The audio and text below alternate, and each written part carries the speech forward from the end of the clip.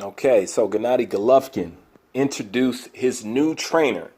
His trainer is Jonathan Banks, a former IBO cruiserweight champion.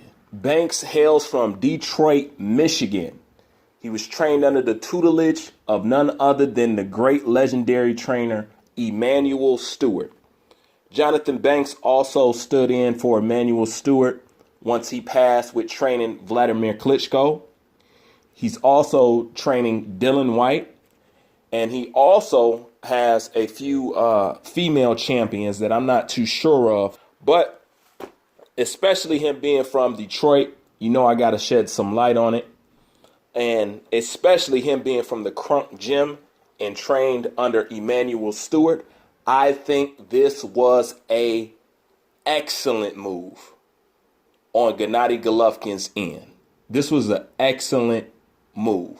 This guy can add to Triple G's arsenal. You have to understand, the Crunk Gym and what the kind of fighters that were producing off the assembly line that was coming out of the Crunk Gym was nothing less than amazing. Anybody Emanuel Stewart touched turned into gold. This is the same Emanuel Stewart that prophesied Tyson Fury's rise to the heavyweight division, and it's the same guy who also prophesied Deontay Wilder's rise to the heavyweight division. Emanuel Stewart is, in my eyes, the best trainer that there was, period. His body of work and his resume speaks for it. So anytime you got a fighter that comes from that gym or comes from the tutelage of Emanuel Stewart, they have almost extinct information that's going extinct, because you could only have gotten that from Emanuel Stewart. And like I said, anybody that Emanuel Stewart has worked with, he has left a touch of greatness on a little bit of everybody that he has worked with. And that's the same thing with Jonathan Banks. Okay, so the fact that he's coming from the Crunk Gym, Detroit, Emanuel Stewart, I think that is great, because one thing they're going to teach you coming from the Crunk Gym, they're going to teach you how to have a good ass jab. They're going to teach you some head movements, and they're going to teach you to be technical, slick. Michigan fighters, Detroit fighters are technical. They're slick. That's why Tony Harrison said to Jermell Charlo, dude, he ain't got nothing that I ain't seen in the gym. I seen all those styles. If you notice, Tony Harrison kept repeating that over and over again. That's because Detroit fighters in these Detroit gyms, we see a lot of styles, okay? And just like Philly is known for being maybe tough, more brawlish kind of thing, over here in Detroit, Michigan, we known as the touch 'em up crew. You get touched up technically. You know what I'm saying?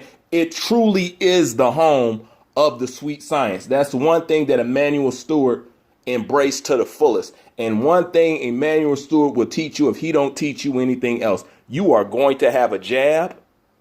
And Emanuel Stewart could teach anybody power. You know how they say power is something that you're born with, is not developed? Well, that would be a different case if you walked into Emanuel Stewart's gym. You know what I'm saying? He could teach anybody to sit down on some power.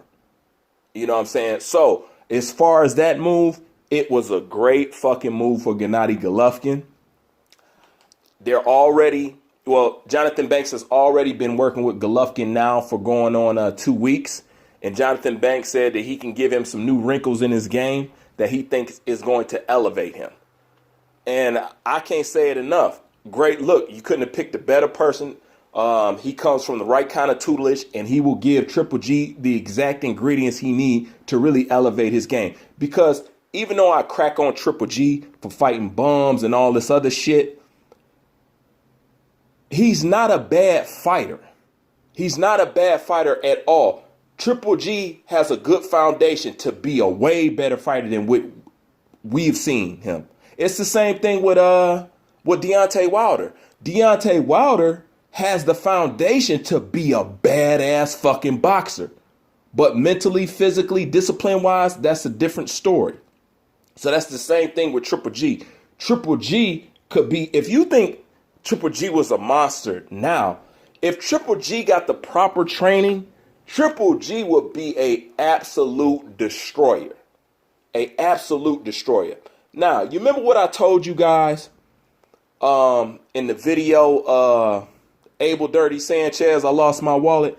And I said the problem that came in with Abel Sanchez and Gennady Golovkin was not only that Abel Sanchez left him out to dry after that Triple G fight, just covering his ass and made sure the world know that Triple G didn't listen to him. That's why he got the outcome he got.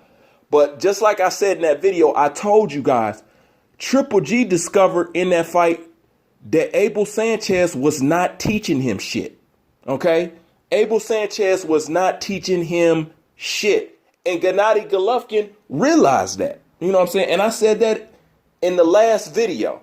Now, peep what Gennady Golovkin say right here. Gennady Golovkin did an interview with BoxingScene.com. And I'm going to do a video on that next. I'm just taking a piece out of here to help prove my point. All right. Look at what Gennady Golovkin says. He's talking about dropping Abel Sanchez and get with Jonathan Banks. He says, I want more, Golovkin said. I want to learn again and again because, you know, I'm a boxing fan. I can't stop. I'm going forward. I need experience. I need more experience. Now, what did I say in the last video? Abel Sanchez is not teaching him shit. Can't fight going backwards. No head movement. He doesn't work on his weakness. And Golovkin finally fucking realized that. You're not teaching me shit. Now, this is where Golovkin needs to get some props. Because he knows that he needs better training. Okay?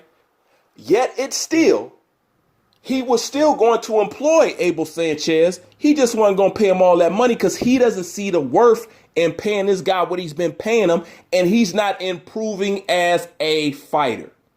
Got to agree with Golovkin 100% on that. If Abel Sanchez chose not to take the money, shit, you choose to walk away. But even while Gennady Golovkin was feeling like that, he still was going to work with Abel Sanchez. He's just not going to pay him all that goddamn money, and I don't blame him. All right? So that kind of shows where Gennady Golovkin's heart really was. So he does have some love for Abel Sanchez. He just don't believe he should have to be a slave to him. And I understand that. But just like I said, Abel gave Gennady Golovkin an identity. He didn't teach him nothing in boxing, but he did give him an identity. So he does owe him that. But Golovkin said he wants to learn more, and Abel Sanchez is not that guy. He fucking sucks. So I think this is a good look for Gennady Golovkin. Since I found this out, I'm definitely going to keep a closer eye on Gennady Golovkin because I want to see what Jonathan Banks do with you. Because if he do with you what Emmanuel Stewart would do with you, man, Gennady Golovkin, even in his old deteriorating stage, Gennady Golovkin going to have his second coming. You know, but then again, time will tell. So leave your thoughts, leave your comments in the comment section. Bruce Vane, I'm out.